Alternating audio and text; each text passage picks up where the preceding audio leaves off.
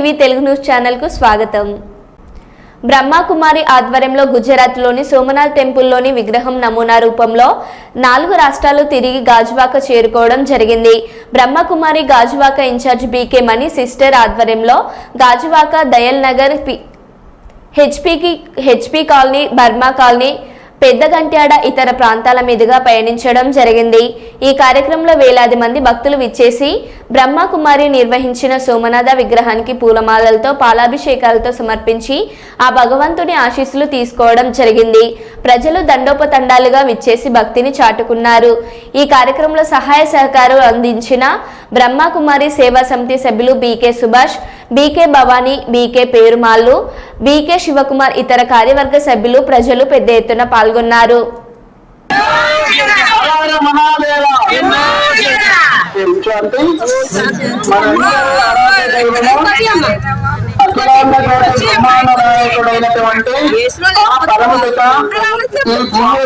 రథంలో మన ముందు శ్రీ సోమనాథేశ్వరుడిగా చేస్తున్నారు. ఈ జ్యోతిర్లింగాన్ని సోమనాథేశ్వర జ్యోతిర్లింగంగా పిలుస్తారు. బంగారు ఇటుకలతో నిర్మించి వజ్ర వైడూర్యాలతో సుసంపన్నంగా అలంకరించినటువంటి అతి వైభవోపేతమైన శివాలయంగా, ద్వాదశ జ్యోతిర్లింగాలలో మొట్టమొదటి జ్యోతిర్లింగంగా దీన్ని విక్రమాదిత్య మహారాజు గారు నిర్మాణం చేశారు. కాబట్టి ముఖ్య ఉద్దేశము భగవత్ నగలన్నీ ఉన్నాయి కదా, ఇక్కడే సుఖం ఉంది కదా, కానీ ఏమీ మనతో పాటు రావు.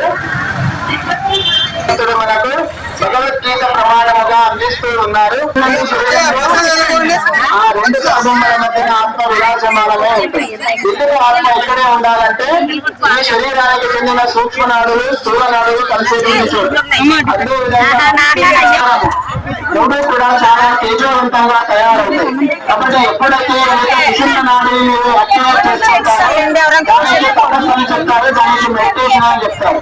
కాబట్టి ఆ ధ్యానాన్ని అందరూ నేర్చుకుని సుఖ సంతోష ఆరోగ్యాలను సంపాదించుకోవాలి. కాబట్టి ఇక్కడే రోజు మెడిటేషన్ క్లాసెస్ జరుగుతూ ఉన్నాయి. ఈ యొక్క దేవాలయంలోనే రోజు మీరందరూ వచ్చి ఆ యొక్క మెడిటేషన్ క్లాస్ ని తీసుకుని భగవంతుడి యొక్క కృపకు మరియు ఆయన యొక్క ఆశీర్వాదానికి పాత్రుడై సదా సుఖవంతమైన ఆరోగ్యవంతమైన జీవితాన్ని ఆశిస్తారని కోరుతున్నాం.